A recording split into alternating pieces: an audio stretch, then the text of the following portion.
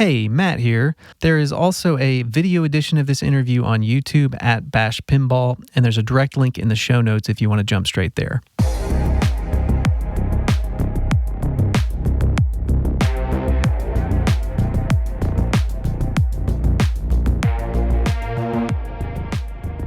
Hello, Matt.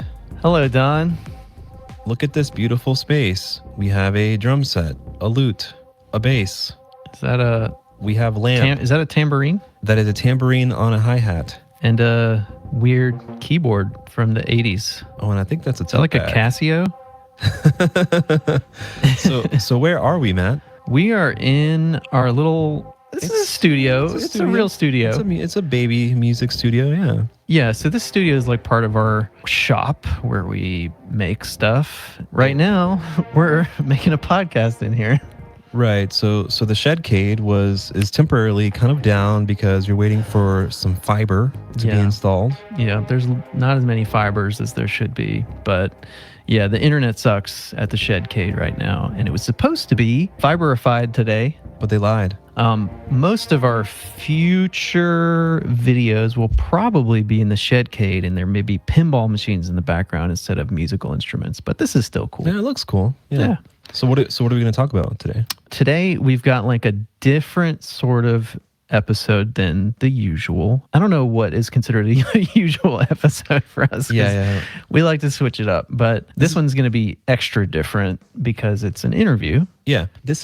I would almost say this is to me feels almost more of like a side quest, like a side project within the project, because part of what we're doing this season on the podcast is covering routing games and I wouldn't call it a side quest because it really is what this season is about. Okay. It's just a different aspect because we've talked about earlier how our own aspirations are to start an arcade. Okay. And we thought, well, how are we going to do that? It's kind of complicated.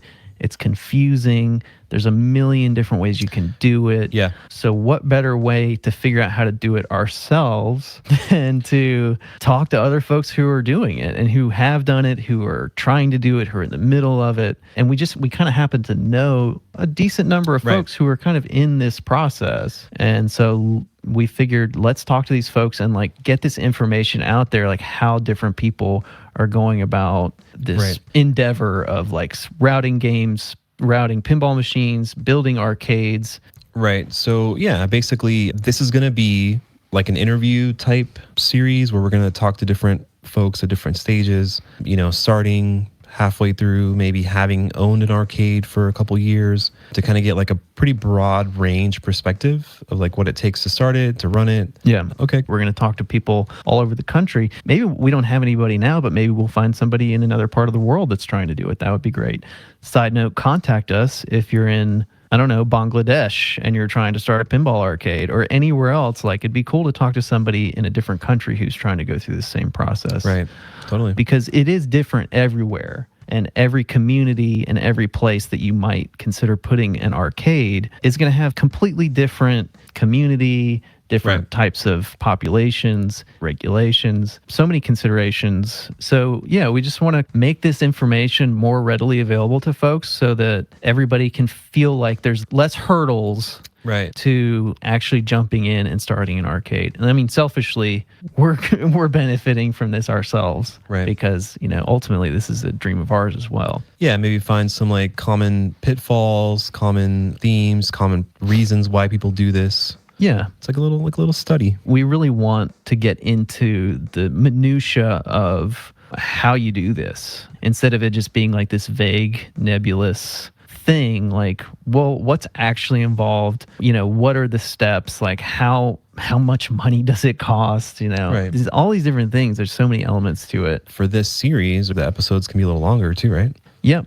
I mean, it's just however long it takes, and probably more conversational, right? Less of the kind of sound effects per se or production value, more of just like conversational kind of understanding and learning about the process of starting an arcade or routing games. These are going to be more, not formal, because we're going to be talking to people we like that we're friends with largely, but we're trying to actually make something that is useful and functional. So we're going to be asking a lot of folks the same types of questions on these different interviews because we want to know how different people in different parts of the world are approaching the same types of problems. Yeah, this will probably be a little bit more informational. Yeah. I mean, we're still going to edit these things, so they'll move along quickly. And I mean, if you have zero interest in arcades, then you might not find a lot here. But if you have even a passing interest in routing games, or you've ever thought like, wonder if I could make some money off the games that I own, or anything like that, you're going to get a lot out of this series. And we hope that this can be like a benefit to the pinball community at large. Sweet. Great idea. Nice job. We have at least 3 or 4 more episodes like this that are sort of lined up over the course of season 2, which I don't know when that's going to end at this point, but this is going to be an ongoing series as we meet more and more folks who are engaged in this tomfoolery of trying to start an arcade. So on this first one, we've got Amy McDonough, who we met through the podcast about 1.5 years ago. Mm-hmm. And since we met her, she's kind of had this idea, and she's just in the last 2 years started to really like put forth great efforts to start like a really cool, legit arcade in Massachusetts. And so we're going to be talking to her about where she's at in the process, what she's been through to get to this point, what she's done right, what she's done wrong. It's really cool to have her as the first guest too, because we were kind of there unofficially, right? As this was kind of starting, like from inception in a way. She contacted us and made it known that she was like, hey, yeah, I kind of have aspirations for, sometime pretty soon, have my own place. And sooner than later, man, like we're here, like she's doing it. Yeah. And usually when somebody says that, I'm like, right. It's sure. Usually like a 70% chance that it's probably not going to happen, or maybe 60. Right. But I mean, who doesn't want to start an arcade? It's cool. But yeah, Amy is legit and like really was serious about this thing. No, she's serious. Yeah. So yeah, it was cool to follow along and see where she's at now. And we look forward to kind of seeing her continued development and progress. But right now we have a really cool snapshot of being right in the middle of starting a commercial arcade. A big one. Not just like a little like side corner thing, like an actual thousands of square feet and multiple areas. And so we hope this will be inspiring and informational and useful. And thanks to Amy for jumping on here and just being very open and transparent about sharing, all the ins and outs of what she's gone through to get to this point. Yeah. Thank you, Amy. Yeah. Thank you so much. And without further ado, here's Amy.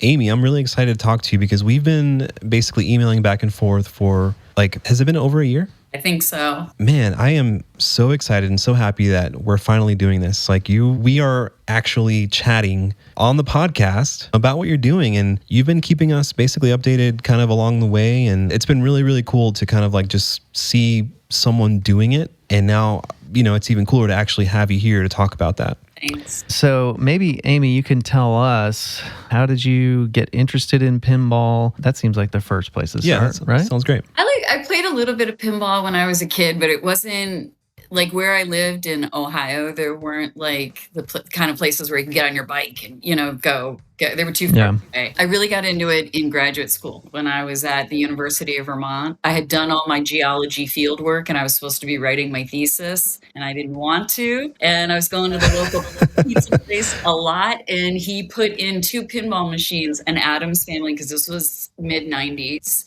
Okay. Addams Family and a Theater of Magic, I think it was. Nice. Ooh, awesome. But that's a good starter pack. Yeah. And I was captivated with the Addams Family and I loved it. And Mike was the name of the pizza guy, the pizza owner, and he was really into it. And we started putting tournaments together after we just, wanted to play with more people all the time. And then I graduated and moved to Boston and got a job and got married and had kids and just didn't think about pinball. It wasn't accessible back then to just like, where am I going to go, look up at a map and figure out where the pinball machines are. So Right. I kind of forgot about it until just like several years ago when my daughter was working up at Lake Winnipesaukee in New Hampshire at a summer job.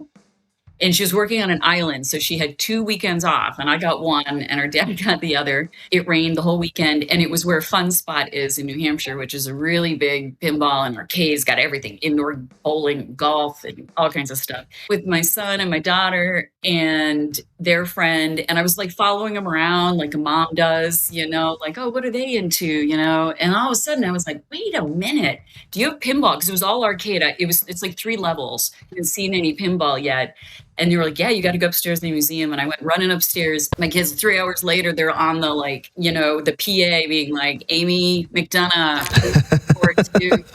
blah, blah, blah, because it was like riding a bike. I went home from that and was like, I got to play more. And that's when I started to realize like the whole landscape had changed. And it wasn't too long after that I was like, wait a minute, I could get a pinball machine. You can get one, yeah. If I'm at a place where I could do that. So it's funny how that happens. It kind of like sticks in your pinball. Pinball has like a space in your craw. Right, your pinball craw. It kind of lays dormant there for a while. And if you haven't played it for a while, and then, you kind of always come back. It is kind of like riding a bike, like you said. You never fully lose those basic skills. Instincts. Pinstincts. Man, that's good. That's good. So what was the first game that you got at home? Did you get an Addams Family? I did. Nice. How much longer till you got the next one? 3 months. Okay. I got a Godzilla Pro. Similar trajectory to me. Okay. Yeah. Okay. Yeah.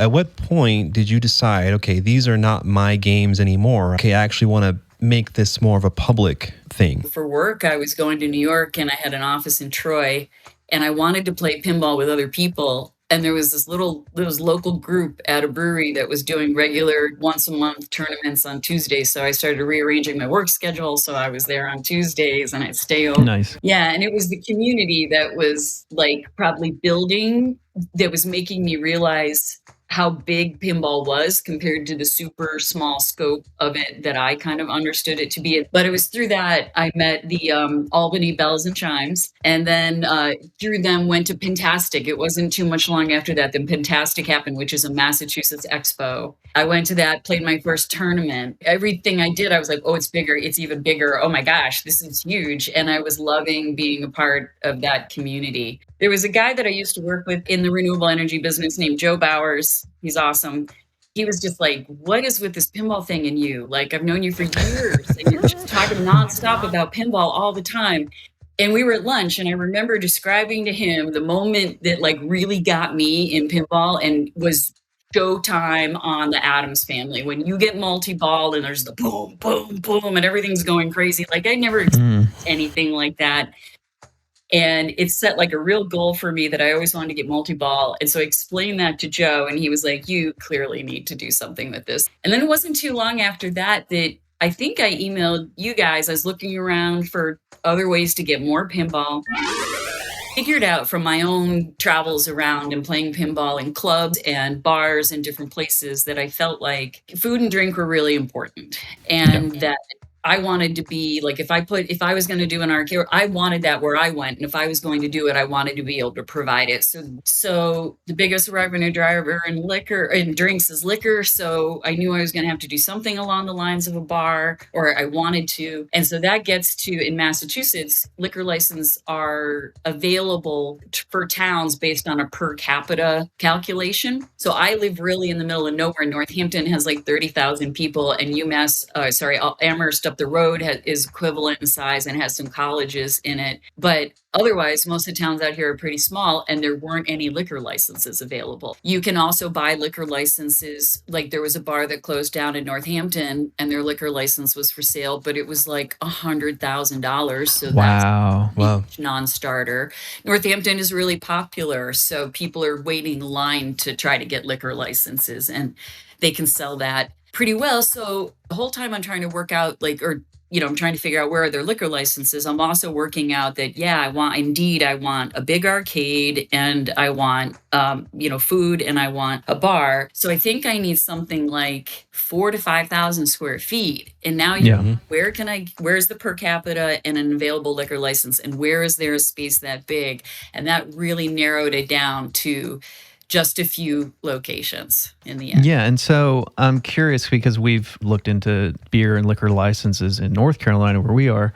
In Massachusetts, are you specifically talking about a liquor license, or is there a separate beer-only license that you could get that's not as regulated? Yeah, no, you can. So if beer and wine is licensed, wine and malt license, as they call it, in the local authority licensing entity can award it to you, at least in Massachusetts. But as soon as you add liquor, that's when you have to both get local approval and then state level approval. Gotcha. Yeah. Amy, as you were figuring this out, right, the space, the size, the licenses, did you already know a lot of this? Were you kind of figuring it out as you went? And did you have previous experience in retail or starting companies or businesses from scratch? Right. No. Well, so what I did before was kind of complex project development and management. So projects with a lot of paths that have to move forward with interdependencies and timelines and risk and cost and schedule issues, like all that kind of stuff is I love it. I absolutely love it. So you like herding cats? That's the project manager. Yeah. And that's definitely what renewable energy is like too, right? Because not everybody's for it. So you're like all for it, and then you're like, nobody else wants it. So I approach this in kind of the same way in terms of what are all the paths, and then you start to break those down, and I do that by just calling up people and talking about it nonstop, and tap into the people that know the answers to it. And it's a dozen different people because there's so much new stuff to me that I haven't figured out before. But at least I have a structure to put it in of how you think about these issues, and then, what you have to worry about now versus what you have to worry about later, putting together a business plan, putting together a budget, the calculation of build out and startup costs and build out costs, and all of those types of things I was very familiar with. So that I was making up the numbers in this application, but the structure of what to think about, and probably some of the risks and some of the extra things like insurance and taxes and stuff, I was familiar with all of that. So I felt like I at least had the confidence of putting together a pretty robust business plan, even though the numbers are pretty much made up. And now I've been that was in the beginning, and now I've been validating those numbers.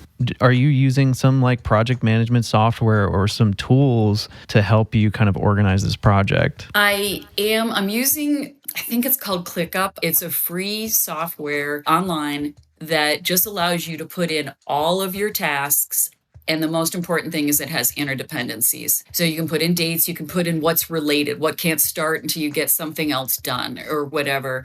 I felt like this is something that I could either through, quite a bit of effort, probably build up myself through spreadsheets, or I could, find something that would help me do it. And that program has been working pretty well. It's very simple. Nice. Cool. That's good. Maybe some folks can benefit from that. Mm-hmm. Great question. Yeah. There's so many free tools out. You said it's a free software, right? Yeah. Yeah. There's so many great free tools out there now that it's hard to know which ones to use. So it's so nice just having somebody be like, use this one. It's like, okay, I don't have to research 10 different. Yeah. I guess let's go back. So you got your first game, you got a couple games, and you played, in New York, you said, right? And you kind of got more of the community aspect of it and realized you wanted to get more people involved. So then locally, right? What was the next step? When I went to that Pentastic event, like a group of bells and chimes from Connecticut and Albany and Boston, they had a room there where everyone was bringing pins. So I got to really kind of understand who they were and what they were doing. So when I went home to Western Massachusetts, I was looking for bells events. And that's pretty much what I did exclusively for a while, until the bells that I got to know were saying, well, you gotta come to this event. You should come to this. It's so much fun. These people are great. And there's a really great place out here called the Western Mass Pinball Club, and it's been going for years, and they're dedicated to it, and it's a great environment. I started going there and kind of branching out a little bit. I had to kind of pull back a little bit because I felt like I was neglecting my children. Relatable. Oh, man. I've heard that from at least 3 or 4 different people. Yeah. It's crazy. There's so much to do around here. Honestly, there's a lot of events, which is great. So the local pinball scene in Northampton where you are, you said the population is about 30,000. Is that right? So as far as other arcades that are already there, what made you think you should add on to the scene in the way that you are? Yeah, well, like the Western Mass Pinball Club, which is great, and it has like 80 pinball machines. Not all of them are on the floor, all the time. Great space, but you have to bring your own food, and there's nothing there to drink. You got to bring it all yourself. So, I was going there. It's kind of like, gee, this is where my thoughts were kind of starting to get to. Gee, I really wish, or wouldn't it be great if we didn't have to go get food and come back? That place is about just a little shy of an hour away. That's an easy travel for us pinball folks around here. So we will travel that far to go to a place. And then right in Northampton, unless I'm forgetting something, for pinball, it's mostly bars and breweries that, people have machines routed within. And so they're a lot smaller, 4 or 8 games or something like that. Yeah.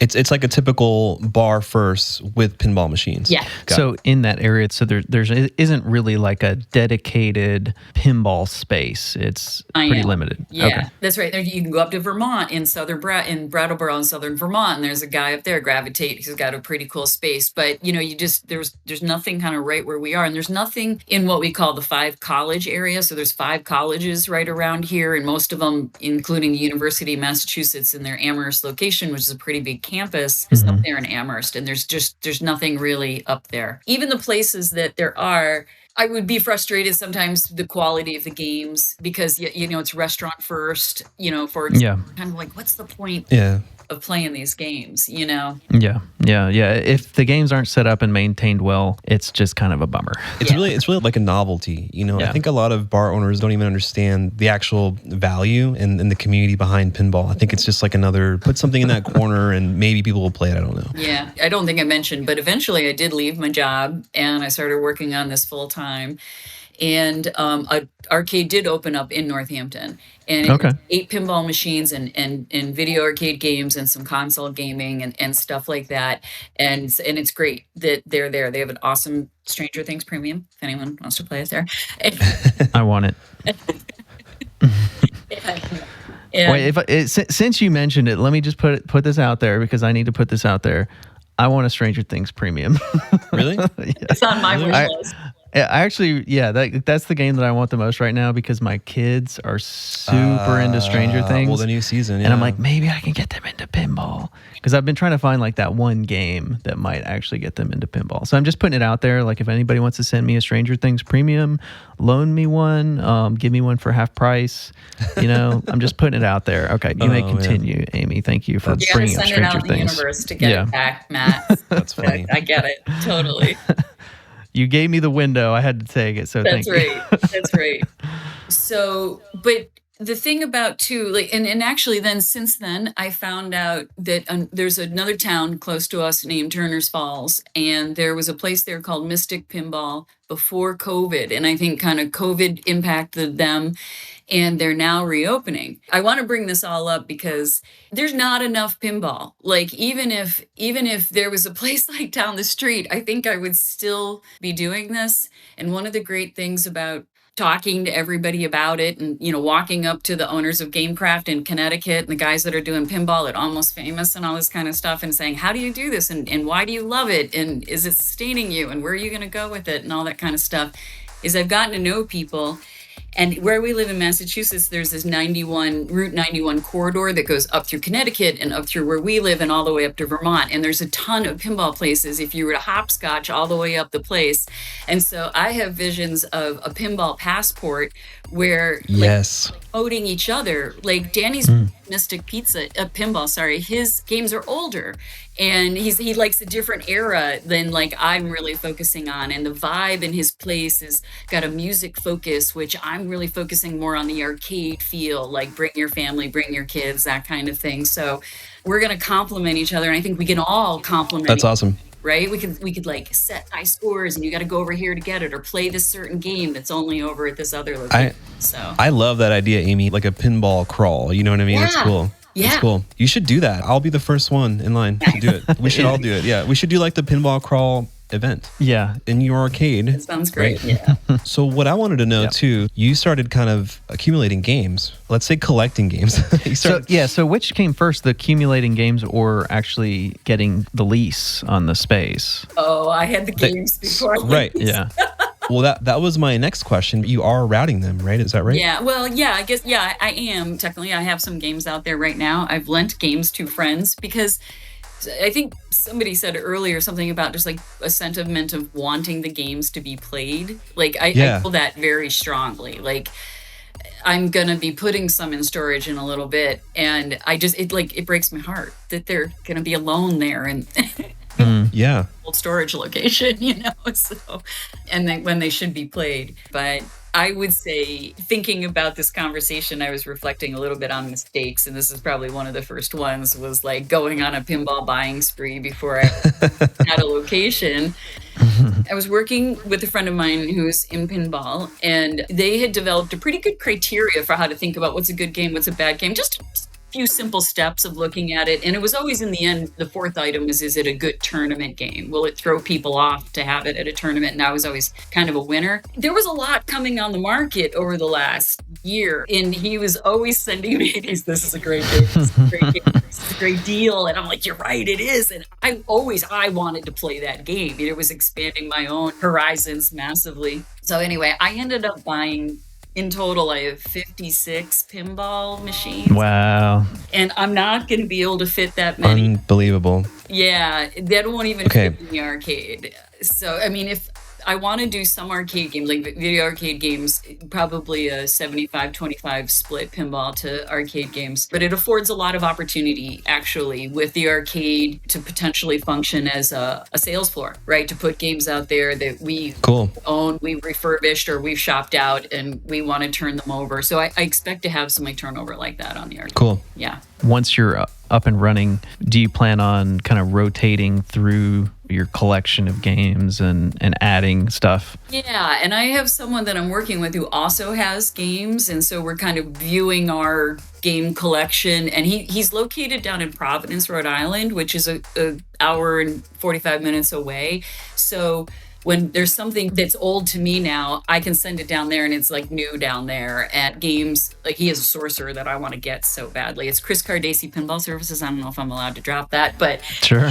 Good friend of mine, Chris. And the other thing too is that I never anticipated how many times I would have to move those games. And Chris has helped me with that a lot. So 56 games. Where do you have these games located now? Some of them are at Chris's warehouse space. Some are with a very good friend of mine who is an electrician and has some extra space to put them in. And some are being babysat by friends. Matt, are you thinking what I'm thinking?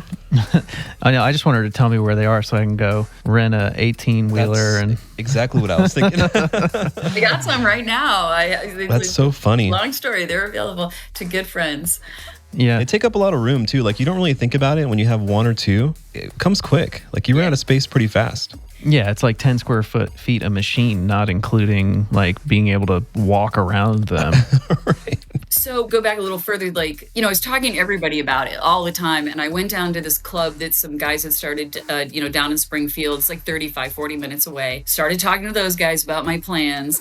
And one of those guys was like, oh my God, this is my dream realized, and we started talking about, just so excited how we could work on this together. Long story short, they ultimately invited me to bring some of my games to their club. So it was the four of us. And the place was called Upper Playfield. And then two of the guys dropped out. We were doing a lot. I think they just wanted to play their games a little bit, not at home. So then it was just the two of us running it, and we were doing tournaments and all kinds of stuff.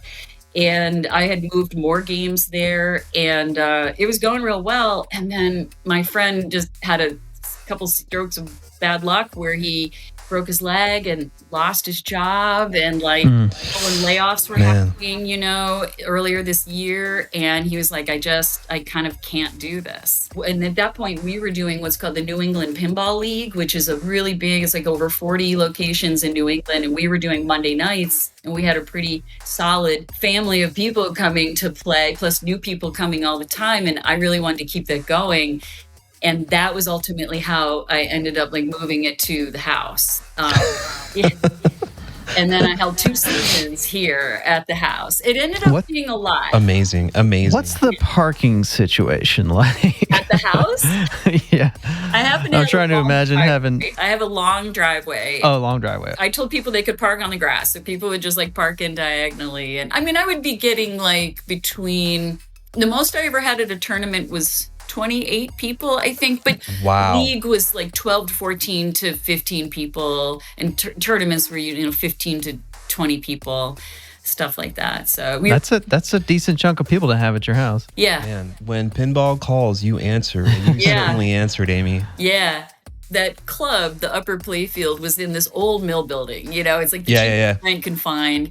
Yeah. And you had no elevator. Like you had to go up these creaky old stairs. And at night there was very little lights outside, so the whole thing just kind of felt creepy. I was there late after a tournament, and I had left on Evil Dead because I hadn't played it all night, and I just wanted to play it before I left. And I turned off everything else and was leaving, and I went, oh, wait, I forgot. I left Evil Dead on. So I ran back. I was like, I'm going to play Evil Dead. And I turned it on. All right, like I hit start. And it was like whatever Evil Dead does when you start. It was like, bleh, and like creepy noises. And I suddenly realized that where I was really super creepy. And I was like, nope. And I turned off the game and I like ran out, and I couldn't even deal with like. It spooked you. It spooked me. So that's where we find pinball a lot, right? Like your guys' story about going and buying pinball machines. Yeah. Like a lot of times we encounter places like just to make pinball happen that like aren't the best. Pinball calls, you answer. Yeah. And tell us the name of it too. Right. I didn't know if we're going to reveal that right away. Yeah, if you want. If you want to reveal the name. I think it's time. Yeah. I think it's time. It's the Tilted Orbit Arcade. Tilted Orbit Arcade. All right, that's cool. Cool name. Yeah. Can I like just go off on a slight tangent and tell about the process? Like even for someone who's kind of used to putting projects together from scratch, like it's a lot of 2 steps forward and 1 step back of constantly trying to reconcile the vision and what it costs to do that, what the budget is, and then where you think the revenue is ultimately going to come from. It's a constant effort to refine it, to try to come up with that best thing that you can. That's probably taken like a good 6 months, even from knowing what I wanted to do, the real refinement where now I'm locked in and I've prepared a zoning board application for the town and it's submitted and we're getting their feedback about what we're going to have to do to get our permit. It is this kind of constant bit of iteration. And even if you think you have it so well thought out, you're going to learn so much as you lean into it. Like unless you have prior experience, that you just have to be kind of prepared that you're going to have to sit back and be like, okay, knowing this now, I have to like rethink all these other things. And in a project like this where I'm doing build out, I'm putting in a bar, cooking capability, and obviously the investment in all of the games, it's a kind of a triad of like cost and schedule and risk. And like, what can I start now, or what do I want to lean into now, and how does that all fit into the budget? That is the process of putting something like this together. So I think sometimes people think they're going to figure out, they're going to go and they're going to run with it. And then they're kind of bummed out or devastated even when it doesn't work. But you have to just be prepared that it's not going to work, and you have to pivot and rethink what you're doing. Always the goal is, how am I going to do this pinball thing? And if you keep focused on that, you'll figure it eventually. In terms of money, have you found that so far it's costing like significantly more, less, or about kind of what you estimated? About what I estimated. Originally, I did want to do food made to order, right? That was my original concept. Wasn't going to be big, but it was sandwiches and stuff like that. But it was like you have a menu and you put in your order, and it's cooked and it comes out.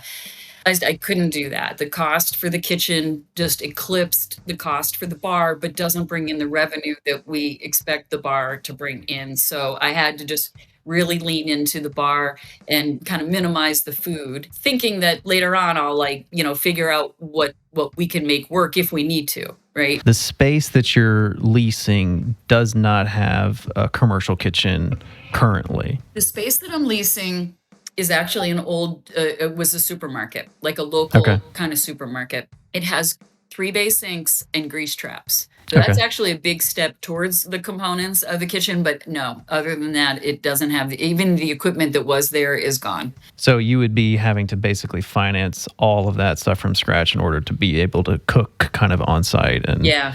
And there yeah, was that's a big more deal. build out involved with that option. So if I just, again, like reoriented my thoughts, rethought about the different profit centers of the business that I'm trying to put together, I'm like, yeah, this one we can put aside. I still think food's important, but you can do really great things now with like those ovens, even that they have in Starbucks. Starbucks, yep. And microwave oven at the same time, something like that, plus your regular snacks. And the place is going to be set up to the front part of it is going to be kind of a more of a family feel arcade, and it will have a snack bar, a concession stand kind of thing where kids can go and order. And then the bar is kind of towards the back. We have to have separation in Massachusetts, many states, right, between the bar and where the kids are going to be. Okay. So that food, what that oven can do actually lends itself real well to the kind of vibe and the theme of Cool. the arcade, where the games are first and the food and the alcohol is kind of secondary. And so hours wise and like operating, do you have a plan as far as how late you guys are going to be open? I know around here, the bars that have pinball, they kick out the kids at like 7:00. 7:00, I think, is the time. Yeah. Yeah. 21 and up after 7:00. Yep. I'm going to do something like that too. There's not a mandated time as far as I'm aware, but we'll transition from daytime to nighttime just to make it easier to manage like what's happening at the bar. Right. How many hours can you be open and and still keep your business profitable and staffed? Right. Well, right now, conceptually, I'm going to be open 5 days a week, but we may go to 6 if it's working real well. And the closed days are going to be Tuesdays and Wednesdays because I really want to I want to have my Monday leagues again and start that up at Tilted Orbit once it's open because we have a dearth of that. People do leagues on different nights and there's no Monday, right? So I also want to be closed at least 1 day a week because I'm going to do a whole event space rentals. It's been one of the most common things that people that aren't even pinball people, when they just hear the concept, come up to me and say, I would love a place to have a company party that is cool and people have things to do while they're there, not just, a DJ and a throw down dance floor kind of thing. I'm thinking 1 to 10 on weekdays, and then on weekends or Friday night, you stay open till midnight. I think I said 1:00 in the application because I expect them to push back to midnight. Hope they're not listening. We'll open up at 11 on Saturday and Sunday, so earlier. And just expand on that a little bit too. I think about the footprint of the lease area as like, how much money can I make within this footprint? I mean, not like greedy way, but like how many revenue streams can I, operate and still provide the kind of experience and customer service that I want to. So I have a golf simulator room in the back of the arcade. So there'll be a golf simulator and it's a multi-game simulator. So the reason why I'm bringing this up is because I'm hoping to be able to kind of make a connection with the local country club because they don't have a golf simulator. And of course, it's winter time. People got to figure out where they're going to play golf. And I set this up in my permit because I didn't know if there was something I needed to do to secure the alcohol to have my golf pro come in at 8:00 and start his lessons. He just can keypad into the space, go back to the golf simulator, do his lessons, signing up online every hour. And then I imagine that room will transition into like the multi-game, zombie dodgeball kind of thing in the back room, like later on. But so again, like trying to eke out more hours, but actually with like no manpower at all needed to be there while they're doing it. Have you figured how much staff you're going to require on like an average day? I would just say that I think I'm probably going to have, I say 10 to 15, and sometimes I think it'll be more, 10 to 15 people on staff. Maybe more because of shift being open that many days, and then shift because it's kind of like you have almost 2 meals, right? You'll have lunch and then like a late lunch, and then you'll have a dinner time thing. So you can think about that as potentially being, different shifts, and you need multiple people to cover the schedule. So I never thought I would need that many. And the more I thought about it, the more I talked to people about how you have to think about staffing, the more I realized that you need kind of a deeper bench in order to cover all your scheduling needs. And that you're talking 10 to 15 total employees. I think on the floor, like say it's a weekend evening, there would be 2 bartenders, probably 2 to 3 people on the arcade floor. And then there's going to be someone at the welcome desk. Because when you first walk in, it's like, what is this place? How do you pay? How do you play the games? Do you have to pay to go to the bar? All those questions that you get as people first walk in. And then the concession stand. So adding that up, I'd say like 8 or 9. And then like I'll be running around, the general managers kind of filling in everywhere too. I'll have an arcade floor manager and not necessarily to be like on the floor, but to be, those are business units, right? So they're going to be managing those. How do you pay? Have you thought about that, or quarters, where are you with tokens? I'm going to do pay by the hour, pay by the day, pay by the month.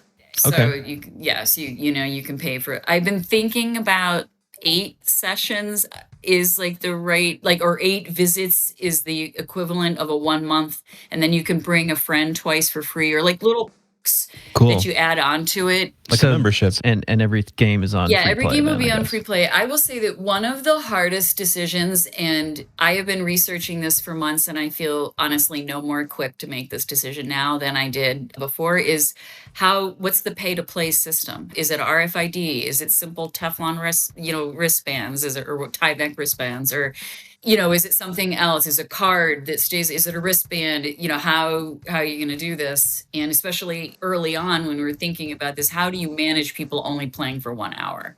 You don't care about all day, and you don't care about monthly memberships. It's just the people that come in for an hour, and how you manage that.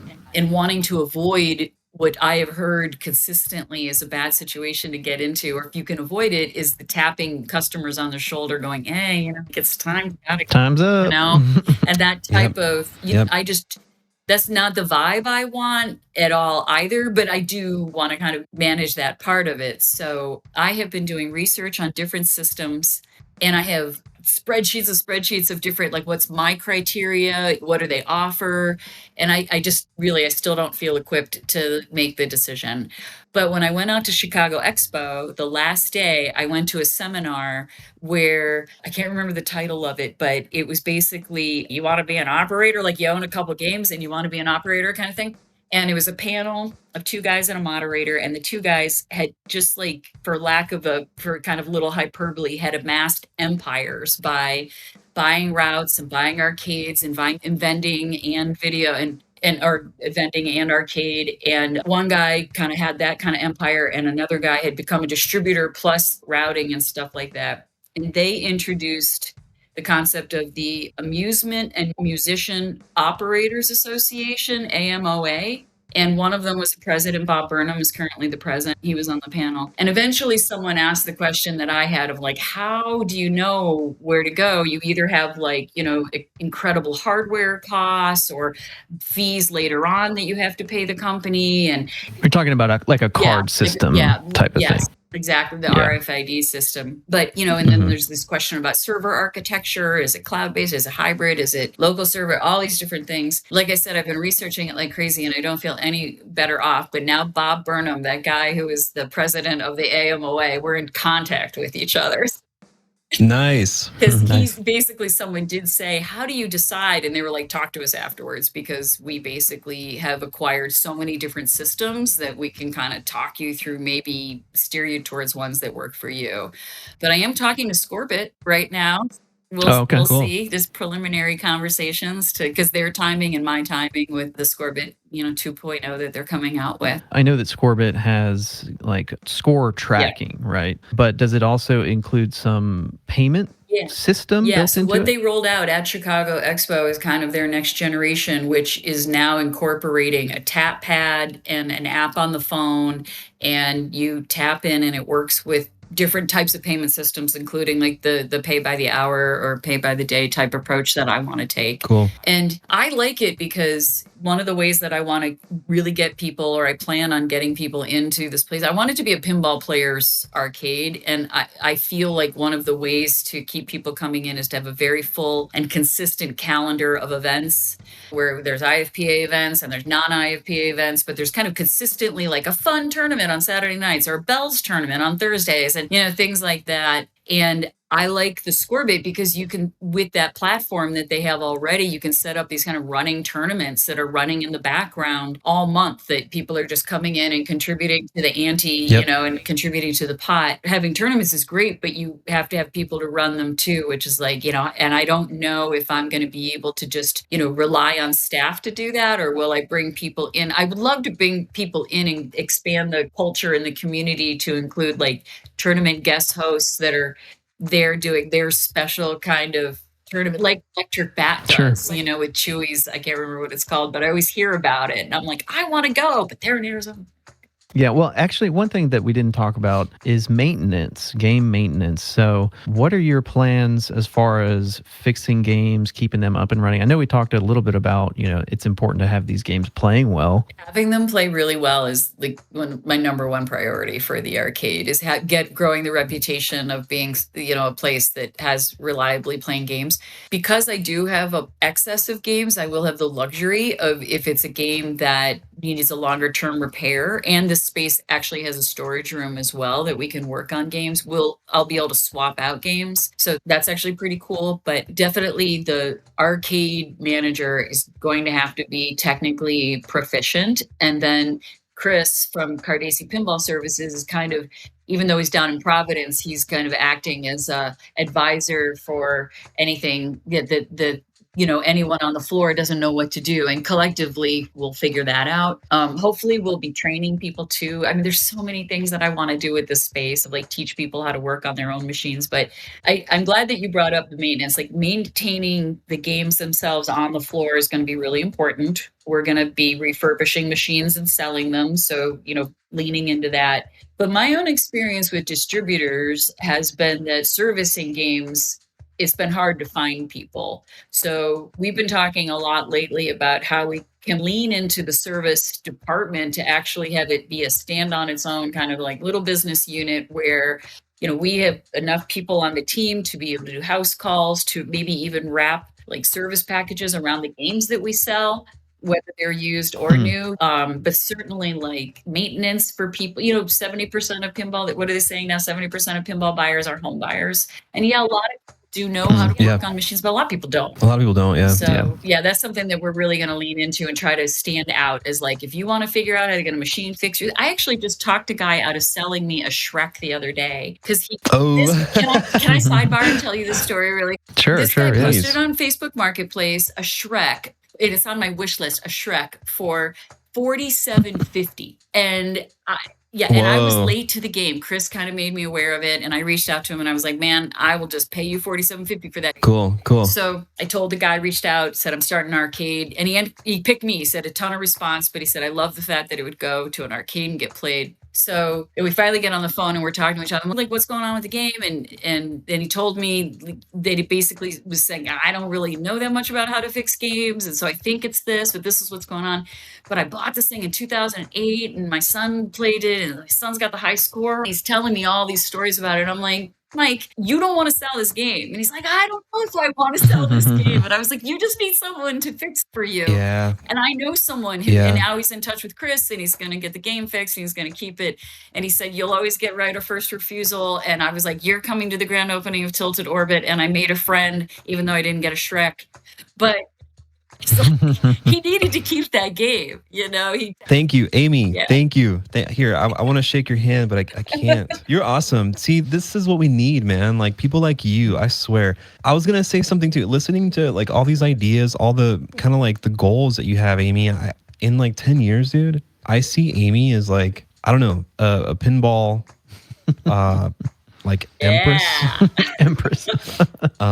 Seriously, I'm serious, because you have so many good ideas, kind of like fully encapsulating pinball and kind of also just growing it as like an interest for, in general. And I think it's awesome. Yeah, it's clear that you've thought about all of the different aspects of pinball and the different ways that you can be of service to the community as it relates to pinball and arcades. Yeah, I love that. And I hope to be, a part of that to some degree. Will be. Definitely. So where are we now? December 9th, 2025. How long has it been since you started? I guess a little over a year and a half, I guess, Yeah. right? And so what's the trajectory? What are we It's looking going to at? be another 6 months. And that is what I keep saying. I've been saying it for a while. It took a lot longer to get the lease done. But once I got the lease done, it really hinges on the permitting. And the local permitting is just not going to be easy. There's a couple hoops, a couple separate steps that I have to jump through. You know, if you get asked for a variance, that all of a sudden introduces something called site plan review, and then you get that approval. And once they're okay with it, then you have to go to the zoning board, because I'm changing the use from a grocery store to an arcade with a little bit of nightclub action. So it's always 6 months, like, because even if it only takes 3 or 4 months to get the permits, then you can't start building you can't do any plumbing, you can't do any electrical until you have your permit. So you get kind of 3 months of build out. Even in the best case scenario, they're contractors, right? They got a lot of jobs, so they can't just jump on and do it all at once. So that's why it's been Yeah. like that. But I do have my zoning board application in. And even if they tell us we have to go to site plan review first, the application is pretty much sufficient. They'll tell us how we have to make it perfect. And so I think we'll start that process in January. They do their meetings monthly, so it's this kind of, if you miss a meeting, you're missing a whole month, you know. So hopefully we can get on Yeah. the January schedule. And then the other thing is the liquor license. And I submitted, in that, like I said, it's a town and a state process. So I submitted to the town. I had some minor things to fix up. I'm going to turn that back in this week, and I'm targeting a January 9th local hearing. And if I get approved in the local hearing, then the town administrator, the licensing coordinator, he packages it up and sends it to the state, and kind of is the liaison between me and the state to answer questions. That's typical bureaucracy. It could be 3 months, it could be 4 months, it could be 6 months. So, But you are on the hook for the lease at this point. The whole time. well, Yeah. I negotiated. I have a really wonderful landlord who, my building is a standalone building, and where it's located is on a 12-acre property that has been commercially developed by this woman, Cinda Jones, and her brother. It's a family-owned property that they've had for a really long time. It has a family business on it, but then she's done this grocery store that I'm now going to repurpose. But around it are 3 buildings that have commercial on the first floor and residential on the second. It's like 120 residential units. And the reason why I brought up this development is that she very strongly felt like there was kind of this missing component. The grocery store had been empty for a little while, so she wanted to fill it, but she felt like an entertainment thing. So she kind of wanted something like I was delivering. So I pitched her a lot on my business plan, but then said, it's all at risk. If I don't get permits, I can't operate. Is there any way I can get a period of time where I don't have to pay rent until I get the permits? And anyway, long story short, in the lease, I ultimately negotiated a period of time where I don't have to pay rent as long as I'm putting reasonable effort towards getting the permits, which she definitely believes that I'm doing. I love her so much. I feel so lucky. She's very excited about it and wants to lean into it and promotes it within this. It's called the Mill District, and she promotes all of it. And actually, I have a Cactus Canyon in one of the commercials and a Getaway in one of the other commercial shops up there. Oh, nice. What's to That's come. awesome. Yeah. So that is something like, and I've talked to even people that are around me and trying to do something with pinball that just kind of didn't know that you could ask for that in lease negotiation. And so I'm spreading the word, like, try, right? Like, if they want to be successful, they can give you a leg up. This is not the kind of business where you have necessarily a lot of money and time to be able to put into it. It's very risky and it's very low margins. And she was willing, she saw the vision. And if you can convince the landlord of the vision and what it's going to bring to the space and the longevity of that, then, you know, get them to buy into your concept, and maybe you can get a little like easing up on the lease. So yeah, ultimately, if you're successful, then it benefits them because they have a long-term tenant. I'm gonna mark that down as a pro tip. Yeah, for sure. And then going back real quick, you said you have to get a variance approved with the zoning board because it's currently zoned to be a grocery store and you want it to be something different. So probably a lot of people don't realize Don't even is think that about, yeah. every single building, you're going to have a specific kind of function that this building is approved for.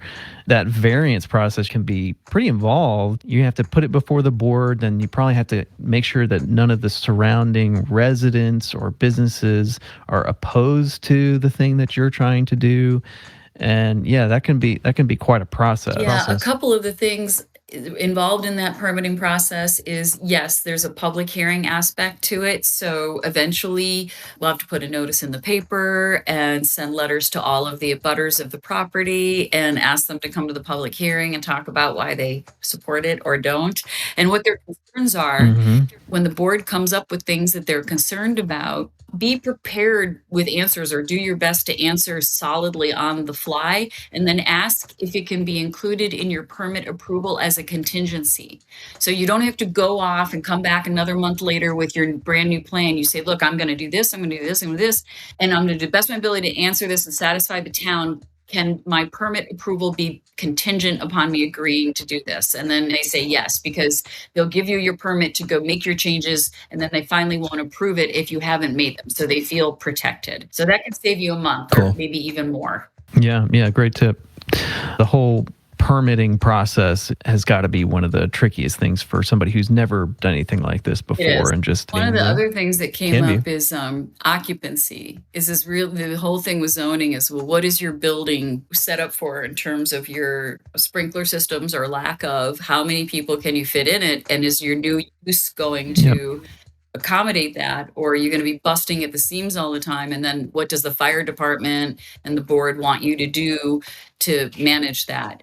So with games, some games don't count, some towns don't count the arcade games as footprint that can't be occupied. So you don't have the benefit. They actually just count the floor as occupancy. And then they might say, oh, if you could fit in 150 people, you actually need 4 bathrooms. Now you have to add 2, And so what we did to try to manage that was we fiddled with the size of the bar, kind of extending it out into the space in order to have like less space that was considered customer space and try to manage the occupancy.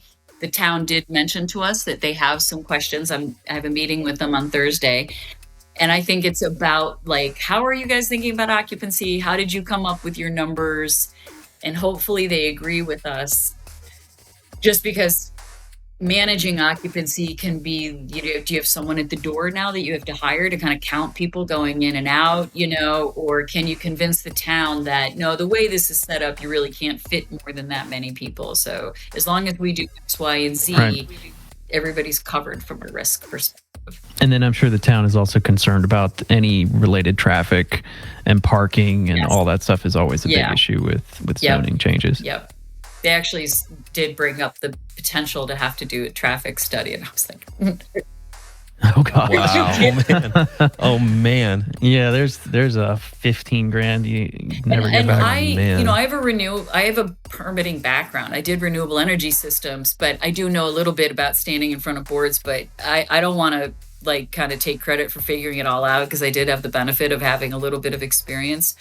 And also in this town, you have to submit architectural drawings. So I have an architect advising me on if you want to do that, that's going to be a variance. Or if you want to do that, that's going to be a waiver. Oh, yeah. Sure. So your best bet is to find a place that you don't have to change the use, right? That's the simplest permitting. Yeah. But it sounds like you've got a great space. Every time I go into an arcade, I'm trying to figure out how many square feet it is, because I'm like, okay, this place is successful, I think. How much space do they actually have? How many games do they have? How much space is the bar taking up? All those kind of factors are limiting, and having a space as large as yours, you're really giving yourself the opportunity to kind of be free. I think that's the way to go if you can pull it off. That's this great. Space actually has room for expansion too, which I didn't even know about until I stumbled upon at one point. A brewery was looking at the space, and they had put an extension on for their tanks, and the town actually approved it. So usually once a footprint is approved, you could feel confident that you at least could go back and occupy that footprint with more commercial space. So it's a couple thousand square feet. If things are going like gangbusters, You're right. Maybe it will be the Empress. I don't think it's a maybe. I think it's a when. Well, it sounds like you've thought of everything, and I'm sure more stuff will come up. I know what it's like having a project. I've been building a music studio for over 10 years, so I know what it's like saying, yeah, 6 more months. I think it's going to be ready in 6 more months. There's always something that comes up. But it sounds like you've really got a handle on the situation, and like you're really close. I really think we it's are. Exciting. Yeah. So I'm excited to go to the grand opening. When It's can good. we go? It's When gonna be is like that 6 more months. So it'll be summertime. You'll love it. It'll be perfect temps. Perfect. Ideal. July 4th. Let's make it a travel weekend. Yeah. Yeah. So one other question, just to kind of, I think maybe wrap up, is once the arcade is going and you guys are up and running, do you have a plan in terms of growing the arcade, growing the community, plans for how to make pinball more inclusive and more understandable to people who are new to it? For sure. And that's something that I really like about your guys' podcast more than any other podcast that I listen to. One of the aspects that you focus on is, how are you going to bring more people in? So, yeah, I definitely want to have one of my favorite images in pinball is when there's parents standing behind a little kid on a stool, like playing pinball. Like, I want to see that all. I can't wait till I buy my little stock of stools and they say tilted or and I can't wait. So I'm definitely going to do specific promotions or family tournaments, like you somehow where you maybe come and play as a family, or something like that. And all ages. And that's something that we've done through the Northampton Bells and Chimes too. My counterpart, Anna, put together a Pinball 101 type thing that we had at Hometown, actually. They hosted us. And we played on Stranger Things because that's a great game, with the layout. And we just kind of talked about the super basic things and how you play with each other, and a little bit into like people were asking what tournaments are like and things like that. So I'm going to do that, and specifically do that, like with things on the calendar related to those hours at times when it works for families. I am going to market to all the senior centers in my area, and I want them to get their seniors on the bus and bring their bus to my place and have them come in and rediscover or discover the joy of pinball, because I really believe that, like, forget the crossword puzzles, pinball is like so much better for your brain. And I want to have special hours where I'm open for an hour, and it's just seniors, so they can not worry about kids running all over the place or whatever. But I really want to try to purposely promote seniors coming. And I'm actually, you see neurodivergent people playing pinball. I often see parent-child teams, and I love that as well. And UMass has a program specifically. And if there was a connection I could make where conditions could be set up where that would be at all of interest and I could do that, I would definitely love to do dedicated time to something like that as well. That sounds awesome. Yeah, it's like the senior swim at the pool. All the kids out of the pool. Right. Yeah, that's a great idea. That's cool. I think you're right about pinball being really good for your brain. Every day, my Google feed is like, some new thing is like, this prevents dementia. No one's studied pinball about preventing dementia, but they have studied pickleball. They've studied other things where you're hitting small balls quickly. And it's all about that like quick action and like quick reflexes. And pinball's got that more than just about anything you can think of. I think it's a healthy habit and hobby. It's not a screen. It's fun and it's exhilarating, and it kind of gives you like a little bit of like a rush. There's so many good things about it. I agree. I think that there's a real trend right now towards like more experiences, away from the console and away from the TV and out of the house and out there with other people. And I think pinball is like this perfect balance where you can go out and hang with friends and then take a little break where you're breaking, but you're breaking up what you're doing to go do something different, right? Especially out here, there's not that much to do where you're not just like, you're going to hear music and you can't really talk and hang out, or you're just sitting at the bar, right? And this offers Yep. something in Yep. between, and it can give you kind of even a longer period. Like it lasts all the way into the evening because you're breaking it up between go get something to eat, go get something to drink, and then go play a game, or you're waiting for that game to be free, because you really play it. Yeah, and I'm excited that somehow I feel lucky or just grateful that somehow I think I kind of stumbled into this at the time when pinball's on the rise and this kind of desire is on the rise. I wish the economy was also on the rise, but we'll get back. I feel like I'm on the wave at just the right time, though, as pinball is concerned. So. Yeah, I think you are. I think so too. So, Amy, we really appreciate you coming on and sharing your story and what you're doing. And I think people are going to be really interested to hear about it. I really can't wait to, 6 months from now, circle back and see where you're at and, kind of follow along with your progress as you go. It's really exciting. Keep you guys posted too along the way. Yeah. Tilted Orbit. Tilted Orbit right? Arcade. And Tilted Orbit. And where is it Amherst, again? Massachusetts. We're going to check back in, right? Oh, yeah, for sure. We're going to check back in with you, Amy. Yeah. This isn't a one and done. This is all right. We'll be around. Awesome. Yeah, I just want to know what happens because you have so many plans and so many cool ideas. I'm very curious to see how all this stuff plays out. What works the best, what maybe doesn't work the best. Hopefully it all works amazingly. I'm a big believer in transparency. Like there's no secret sauce here, right? Like I want other people to be successful. So I'm absolutely willing to share everything. And I so much appreciate your guys' interest. And this has been super fun. Cool. Thank you. Amy. Sure. Thank you. Okay. Thank you so much. All right. We'll be there at the grand opening. Bye-bye. All right. Thanks, Amy. Bye.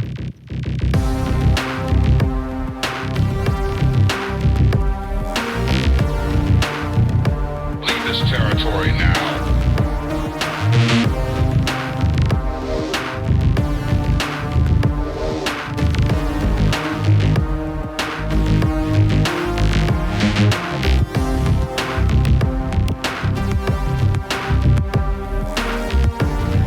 Return to your home.